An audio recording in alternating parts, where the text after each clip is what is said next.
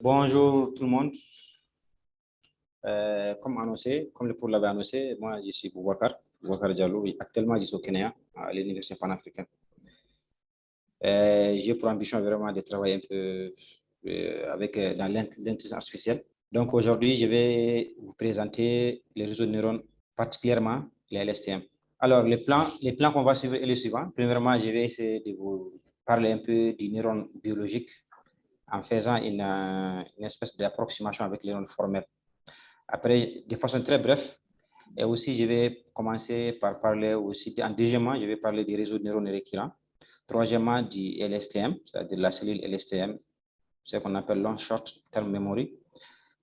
Et quatrièmement, je vais essayer un peu aussi de parler des couches LSTM. Et je terminerai par une conclusion. Alors, les neurones biologiques, bon, comme vous le voyez à l'écran, les neurones biologiques, bon, nous ne sommes pas des médecins, mais déjà, il faut dire que les neurones artificiels sont sont inspirés des neurones biologiques. Alors, les neurones artificiels qu'on appelle, qu'on dit aussi ANN, c'est-à-dire Artificial Neural Networks en anglais, c'est particulièrement, ils sont inspirés carrément de ces neurones biologiques-là. Ces neurones biologiques, vous voyez, bon, c'est un peu, il y a trop d'écriture, mais en résumé, ce que moi je peux dire sur ça, et qu'il faut comprendre que les neurones comprend trois parties. Une première partie qu'on appelle les corps cellulaires, qui est juste à ce niveau-là. Le corps cellulaire est là, là où vous voyez la souris. Il y a aussi les dendrites. Bon, on dit qu'il y a plein de dendrites en réalité. Maintenant, les dendrites, c'est quoi leur rôle? Les dendrites, comme on le dit, ce sont des capteurs. Ce sont des capteurs d'information à travers un stimulus. C'est-à-dire que comme l'être humain, quand on pince quelqu'un, en réalité, pourquoi on sent qu'on est en train de nous pincer? Parce qu'il y a des informations de l'influx nerveux qui est transmis à notre cerveau. Et comme ça, nous aussi, on les sent en fait. C'est comme si l'action que la personne fait pour nous pincer, le fait qu'on les sent, c'est ce qu'on appelle la sortie, la sensation là. C'est un peu l'idée qu'on veut faire aussi avec les réseaux neurones. Alors là, il y a l'action qui est là, il y a l'axone, ce qu'on appelle l'axone. Donc, il faut comprendre aussi que chaque dendrite, il y a des connexions. Les points de connexion, c'est ce qu'on appelle les synapses. Si vous voyez les synapses, c'est les points les points de connexion en fait. Alors, le fait qu'on stimule, le fait qu'on donne, on donne ce qu'on appelle en français une sorte de l'influx nerveux en fait. Donc, on fait de l'influx nerveux. L'influx nerveux est prouvé par quoi? En faisant une espèce de ce qu'on appelle aussi un stimuli. Désolé pour le mot, j'ai toujours du mal à le prononcer. Donc, ces stimuli-là vont de leur extrémité au péricardium. C'est comme si c'est comme si c'est qu'on fait un peu la physique, des forces centrifuges en fait. Ok? On dit souvent même que les fréquences, on parle souvent des fréquences modulaires au niveau de ce qu'on appelle les neurones. Ça, c'est des neurones biologiques, ça. Mais vous allez voir par la suite que pour les neurones artificiels, c'est surtout ce qu'on appelle des modulations d'amplitude. Mais ici, on a principalement des modulations des fréquences. Alors, lorsque l'excitation du corps cellulaire dépasse un certain seuil, c'est-à-dire qu'il faut que ça dépasse un certain seuil. C'est comme si aussi, ce que je vais dire après aussi, le rôle des fonctions d'activation en fait. Lorsque ça va dépasser un certain seuil, il y a un afflux nerveux qui est transmis le long de l'axone. Il faut se comprendre que l'axone aussi peut encore être relié à d'autres. Les axones sont liés les uns aux autres en fait. Okay? Alors, c'est un peu cette façon de faire des neurones que mathématiquement, on essaie aussi de faire aussi avec les neurones artificiels. Alors, si je reviens maintenant aux neurones artificiels, les neurones artificiels, les neurones la plus basique, c'est ce qu'on appelle les perceptrons, ou encore qu'on appelle aussi neurones artificiels ou neurones formels. Il y en a plusieurs noms, il y a trois noms que les gens utilisent. Donc, cherche à reproduire exactement les mêmes choses, mais mais je veux dire de façon timide en fait. Ça veut dire que l'idée, ce n'est pas de faire 100% ce que les neurones biologiques font, non, parce que ça, c'est presque impossible. Bon, je pèse mes mots. Mais l'idée, c'est de pouvoir faire ce que les neurones biologiques font. En faisant quoi? Alors, regardez un peu ces schémas-là. On a les entrées, que ce qu'on appelle les X, les entrées X1, X2 jusqu'à Xm, qui est souvent on peut avoir plus d'entrées. Ça va former une espèce de matrice, en fait. OK? Il y a aussi un vecteur qui est là, le vecteur de poids, qu'on appelle le poids W. Donc, tout ceci, il y a un produit vectoriel, en fait, une sorte de produit scalaire qui est là. Donc, chaque entrée est multipliée à un point, qui est tous ces produits-là sont sommés les uns aux autres. Et après, on va aller ajouter encore ce qu'on appelle un biais B. Et tout cela rentre dans une sorte de machine d'activation. Okay? Donc, qui est F. Et donc, F va produire ce qu'on appelle une sortie. Donc, la sortie, bon, souvent avec les classifications, bien, on peut savoir, comme c'est qu'on dit souvent, ici, de présenter avec les profs, de parler des chiens et des chats. Donc on peut dire qu'à chaque fois, en fonction de la sortie, la probabilité que ça soit tel chien, ça va essayer de faire les calculs de probabilité. Si ça a été un tel nombre de chiffres, on peut dire que c'est un chat, une probabilité. Si ça a été un tel nombre de chiffres, on peut dire que c'est un chien ou un chat, ainsi de suite. Tout dépend de la probabilité qui va sortir. Deuxième, les neurones formels encore, toujours dans le même cadre. C'est ça que je viens d'expliquer ici. C'est un peu, je vais faire économie de ça, on n'a pas trop de temps. Mais comprenez déjà que, comme je l'avais dit, on a considéré des entrées qu'on appelle des X. Si, je suis désolé, je n'ai pas bien mis les formes. On a des entrées qu'on appelle les X. Okay? Ce sont des formes de vecteurs. Il y a aussi ce qu'on appelle aussi l'axone. Maintenant, les paramètres W et B, c'est ce qu'on appelle les paramètres. W et B sont les paramètres. En réalité, lorsqu'on va faire, vous allez voir, lorsqu'on va faire l'entraînement, c'est de chercher à estimer ces paramètres-là, W et B. Okay. C'est ce qui influence le fonctionnement des neurones. Alors, les entrées, comme on l'a dit, les entrées sont variables. Les entrées sont variables. Les paramètres sont fixés par construction du modèle. C'est ce qu'on appelle maintenant l'entraînement, en fait. La sortie est calculée en fonction des entrées et des paramètres. Donc, l'entraînement, comme je répète encore, ça consiste à trouver ces paramètres-là, en fait. Alors, voici une petite équation que je disais, c'est simple là. Donc, vous voyez, non, il y a l'Y qui est là, l'équation 1. C'est une fonction. Et toutes ces données-là sont dans la fonction d'activation. On appelle ça une fonction d'activation. Okay. Une fonction de transfert, si on veut aussi. Donc, c'est un produit scalaire qui est là. Alors, cette équation est là pour calculer la sortie. Tout ça, je pense que je vais un peu en parler, mais comme je pense qu'on se connaît tous, je ne vais pas parler de temps, c'est ça. C'est juste une fonction.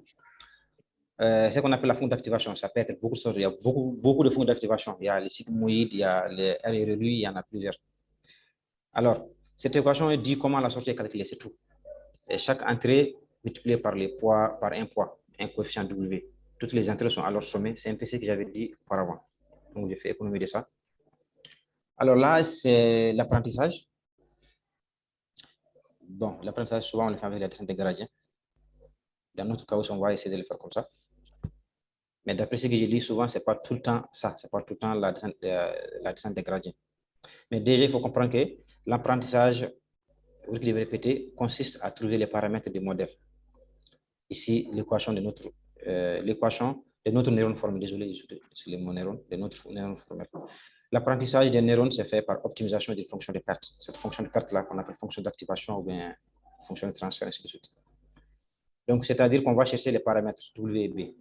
Donc, dans les cas de la classification, supposons dans les cas où on veut classifier un champ et des chiens, comme on le dit souvent, ou bien des chiffres, on va utiliser, souvent les gens utilisent ce qu'on appelle la log vraisemblance, qui est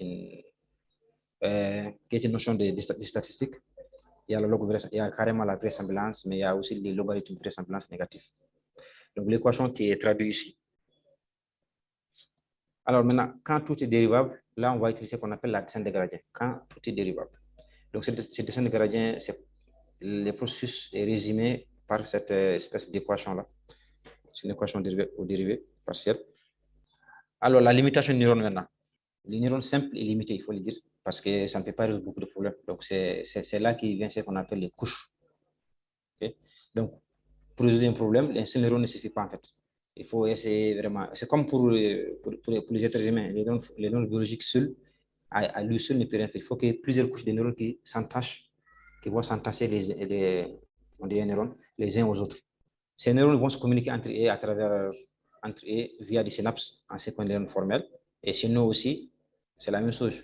Donc, le fait que les neurones sont liés les uns aux autres, il y aura en même temps il y aura en même temps des neurones formels de la même manière en affectant la sortie des neurones à une ou plusieurs entrées d'autres neurones. Le réseau doit être organisé en couches. Ça, je me suis un peu répété, c'est un peu ça qui est là. Maintenant, ça, c'est un peu ce que je voulais dire sur les réseaux, juste pour les résumer, en fait, avant d'arriver au LSTM. Il faut parler un peu des réseaux neurones. Maintenant, les RN aussi, sont aussi des types de réseaux neurones, des réseaux de neurones, en fait, des neurones particuliers, et qui sont surtout spécialisés lorsqu'on veut étudier les signaux variables. Okay? Donc, lorsque les signaux sont de taille variable, par exemple, quand on prend les images, on peut dire que les pixelages, c'est fait de façon, je vais dire, uniforme. Mais quand on parle les sons, ou bien lorsque quelqu'un parle, le fait qu'on parle, vous voyez, à des moments, les signaux descendent, souvent ça monte, souvent ça descend, souvent ça monte. Vous pouvez même parler aussi des écritures et autres là. Là, c'est les réseaux neurones qui sont RN qui sont vraiment indiqués. Sinon, pour les CNN, c'est surtout pour les photos où tout est un peu uniforme. Alors, pour les données de taille variable, c'est ça. Les séquences, on peut utiliser les réseaux neuronaux récurrents, c'est ce que je viens de dire.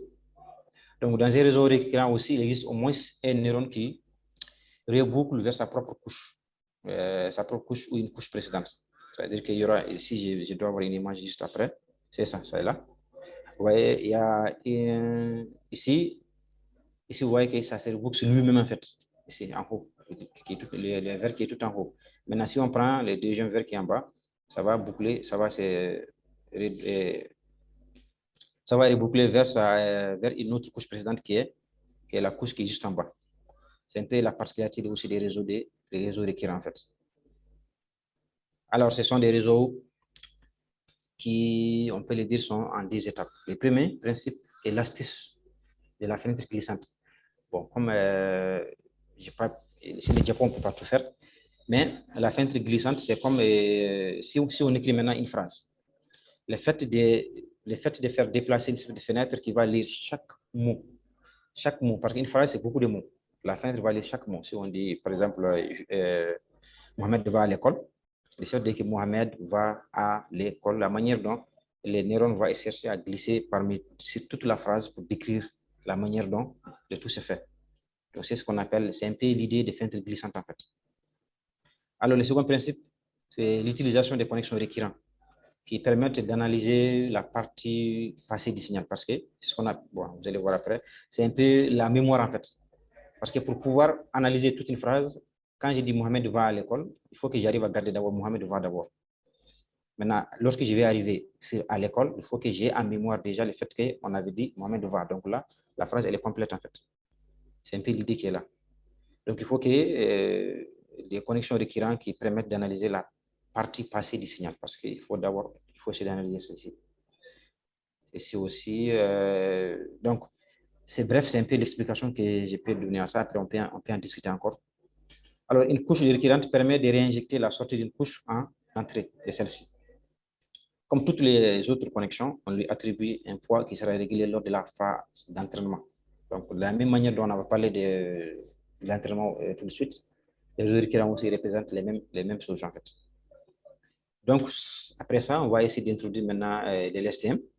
Alors, les LSTM aussi, ce sont des cas particuliers des réseaux récurrents en fait. Okay? Alors, pour modéliser maintenant des dépendances à très long terme, en réalité, quand j'avais dit Mohamed va à l'école, ça c'est très simple en fait. Bon, là, c'est juste une phrase. Mais supposons qu'on a tout un texte à analyser en fait. Là, ça devient un peu complexe. Alors, la complexité, souvent, les chercheurs se sont rendus compte que les RN simples n'arrivent pas à décrire tout ça. C'est la raison pour laquelle on a introduit maintenant le fait des neurones simples en fait. Ce qu'on appelle les STM. C'est surtout leur particularité, c'est de pouvoir capter l'information à long terme. Okay? Donc, il est nécessaire de donner au réseau de neurones récurrents la capacité de maintenir un état sur une longue période de temps, en fait. Voyez, non? Donc, le fait de dire toute une phrase, c'est bien, mais dire plusieurs phrases encore, c'est encore mieux, en fait. C'est surtout la motivation de la création, ou bien, je vais dire, c'est ça, de la création de l'STM. Donc, il y a trois particularités. Par exemple, quand on prend l'STM, il y a ce qu'on appelle une cellule mémoire qui est chargée de maintenir l'information. Maintenant, cette cellule mémoire-là a trois portes qu'on appelle la porte d'entrée, la porte d'oubli, il y a aussi une porte de sortie en fait. OK? Donc, cette porte de sortie, je vais faire, il y a un schéma juste en bas. OK, voici les schémas. Alors, vous voyez le schéma qui est là, on a la cellule. Alors, cette cellule-là est guidée. Cette cellule, on peut dire qu'elle est régie par ces 3 portes en fait. Donc, vous voyez l'information en vert qui est là. Les informations en vert, en entrée. Donc, vous voyez, il y a des verts qui rentrent ici au niveau des portes d'entrée. Il y a une partie de porte d'oubli. Il y a aussi un vert qui va au niveau des portes de sortie en fait. Alors, ces portes-là ont tous des rôles. Il y a des équations mathématiques qui sont derrière en fait. Alors, bon, là c'est trop littérature. Mais quand il faut comprendre que la porte d'entrée, et quant à lui, il va décider maintenant, il va contrôler plutôt ce qu'on peut voir. Okay? Décider de la rentrée, il doit modifier le contenu de la cellule ou non en fait. Alors la porte d'oubli, lui, souvent, parce que quand l'information n'est pas pertinente, il vaut mieux ramener. On va pénaliser ça, on va ramener ça à 0 en fait. OK? Alors la porte de sortie aussi, c'est la même chose. Lui, il va décider quel contenu pertinent doit sortir en fait. C'est un peu l'idée. Alors, c'est ce qu'on appelle les mécanismes de 3 portes en fait. C'est extrêmement similaire. C'est comme l'ouverture, c'est qu'on dit l'ouverture d'une vanne en fait. Comme on a un robinet qu'on ferme, qu'on ouvre, en fonction de ce qu'on veut qu'il fasse en fait. Mais ici, la particularité est que les neurones, ils font ça de façon intelligente. Ils arrivent à ouvrir ça et à fermer ça de façon intelligente. Tout se passe durant l'entraînement en fait. Alors, les fonctions qu'on utilise souvent, qui jouent ce rôle de vanne là, qu'on ferme, qu'on ouvre là, qui laisse passer les choses, qui laisse passer les informations, souvent on utilise ce qu'on appelle les sigmoïdes. Okay? Alors ici, c'est un peu les mathématiques qui vont être vraiment liées à tout ça. Alors quand on prend maintenant des entrées, que je vais appeler des XI et des ZH, OK? Et les sorties de la cellule, bon, on va nommer aussi des S sorties, S comme sortie, C comme cellule, OK? Alors la valeur de la cellule, c'est, donc là, c'est les indices là, décrivent respectivement les signaux issus de la porte d'entrée, d'oubli et de la cellule en fait, OK? Alors, I comme entrée, désolé, H comme sortie. Les W sont les poids reliant les entrées à la cellule d'entrée. Il y a aussi ce qu'on appelle les WHF. Bon, les équations sont là, je vais le faire tout de suite. Alors, le WH phi, et ce sont les poids reliant les sorties à la porte d'oubli. Donc, bref, on donne des nominations à chacun de ces, à chacun de ces formules, de ces inconnus qui sont dedans. Alors, les équations rédigeant les 3 portes de contrôle sont donc les suivantes. Ils sont jusque-là, avec une fonction d'activation F, typiquement les sigmoïdes. Alors, ici, on a les trois fonctions, ce qu'on appelle les portes d'entrée. Alors, qu'est-ce qu'on a ici? Vous voyez ici le poids, la somme. La somme, ici, on a la somme qui est là, l'équation 1. Bon, ça, c'est l'équation 4. Vous voyez ici, la somme, elle est assez simple. Elle est assez simple. On a les WIL, on a aussi les XT. Donc là, on somme les 3 informations, en fait. Quand on voit ce qui est en haut, les bleus qui sont là, on somme les 3 informations à ce niveau. C'est la même chose qui est là aussi. Alors, pour les portes d'entrée aussi, c'est pareil. Pour les portes de sortie aussi, c'est pareil, en fait. C'est quand même des équations qui méritent un peu plus de temps pour bien le comprendre, en fait. Alors, concernant la cellule de mémoire, son contenu S peut être mis à jour ou remis à 0, en fait. Donc, quand c'est mis à jour, il y a un cas. Ou bien, ce qu'on a dit aussi, est remettre ça à 0. Ça, on avait déjà dit ça lorsqu'on expliquait l'autre partie. Donc, on applique dans un premier temps une somme pondérée des entrées et des sorties. C'est ce qu'elle a en fait. Des entrées et des sorties. Alors, le contenu de la cellule à l'instant T est ensuite calculé comme une somme de termes. Donc, là aussi, c'est la sortie qui est la SCT. Ça, c'est la sortie par rapport de la cellule à un temps T. SCT, la sortie d'une cellule à un temps T. Il y a le biais qui est là. Il y a la sortie aussi.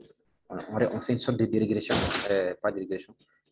Juste, je vais dire un bond en arrière dans le temps. En fait, le temps moyen, c'est un bond en arrière dans le temps. Et aussi, ici, on donne une fonction G dans laquelle on va réinjecter les AT ici qui est là. Okay? Alors, c'est un peu comme ça que tout ça marche. Donc, le premier terme, comme c'est ça que je viens tout de suite, le premier terme reprend la valeur précédente de la cellule ST qui peut être annulée par la valeur de la porte d'oubli. Okay? Et le deuxième terme qui était là, ça, lui aussi c'est pareil. Et lui, c'est l'influence de la somme pondérée, pilotée par la valeur de la porte d'entrée. Alors, pour terminer, la sortie de neurones LSTM est calculée par une activation H, appliquée à la valeur de la cellule mémoire. C'est toujours ST. ST, c'est surtout la sortie de la cellule par voie intentée, pilotée par la valeur de la porte de sortie. Maintenant, les couches aussi, c'est pareil. Donc, la même manière dont on a vu les couches pour les simples réseaux neurones, même les LSTM aussi, on les met aussi en couches. Les couches sont reliées des unes aux autres, en fait, comme n'importe quel neurone d'ailleurs. Donc, dans ces cas, on a les sorties de tous les neurones sont réinjectées en entrée de tous les neurones, ainsi de suite. L'idée est assez simple. Donc, chaque fois qu'il y a des sorties, ces neurones sont réinjectés dans les entrées, en fait. Alors, compte tenu de toutes les connexions nécessaires au pilotage de la cellule mémoire, les couches de neurones de type LSTM sont 2 fois plus lourdes. Ça, c'est juste des remarques ici. Sont 2 fois plus lourdes que les couches récurrentes simples, okay, qui elles-mêmes sont 2 fois plus lourdes, ou bien que les couches simples classiques, ce qu'on appelle les couches denses classiques. Déjà, les couches qu'on a vues au début, les neurones simples là, sont simples, comme on le dit, mais les récurrents sont un peu plus complexes. 2 fois ici, comme on le dit ici, 2 fois plus complexes que ces neurones-là. Maintenant, les LSTM aussi sont 2 fois plus complexes. Autrement dit, les LSTM sont 4 fois plus complexes que les couches denses simples qu'on connaît. Donc là, qu'est-ce qu'on fait souvent afin de réduire le nombre de paramètres? Parce que quand c'est trop, il y a trop de paramètres, il y a trop de choses à entraîner, ça va prendre du temps. Et les chercheurs utilisent souvent ce qu'ils appellent les GRI, les Unity Recurrent Unit, qui suppriment la porte d'oubli souvent. Donc les portes d'oubli, là, et déjà quand on arrive à toutes les portes d'oubli, là, le rôle se passe simplement entre les couches, entre les portes d'entrée et les portes de sortie. Donc, ici, il y a des articles qui ont montré qu'en faisant ça, ça va diminuer vraiment, ça va beaucoup, on obtient des meilleures performances en fait. Quasiment similaires, je vais dire, qu'avec les mêmes paramètres. C'est-à-dire le fait qu'on garde ces choses-là, qu'on garde les portes d'oubli ou bien qu'on les abandonne, avec cette manière qu'on appelle les GRI, on a toujours les mêmes résultats. On n'a toujours pas 100% les mêmes, mais des trucs similaires qui sont acceptables en fait. Alors l'apprentissage aussi, ça se fait par ce qu'on appelle, comme l'autre côté, on avait vu ça, on avait vu que ça se passe soit par la descente de gradient ou autre. Maintenant ici, les cours de somme sont aussi généralement utilisés, on utilise sous ce qu'on appelle les backpropagation. Okay? Donc, lorsqu'on les combine, on peut les combiner avec des couches denses. C'est-à-dire qu'on fait tout ce qu'on appelle une mix de couches. On peut mettre au début, on peut mettre là-bas peut-être des couches simples. Après, au milieu, on peut mettre des couches LSTM ou bien des couches convolutionnelles. Après, on fait. Et toutes les fonctions qui vont générer là, on les injecte maintenant dans des couches LSTM. Dans les couches LSTM, désolé pour le mot. Alors, qui sont tous reliés aux défauts d'activation différenciable.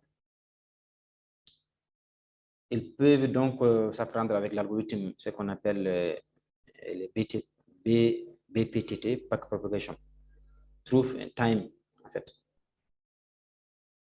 Comme pour les réseaux récurrents classiques, on déploie un réseau récurrent à travers le temps.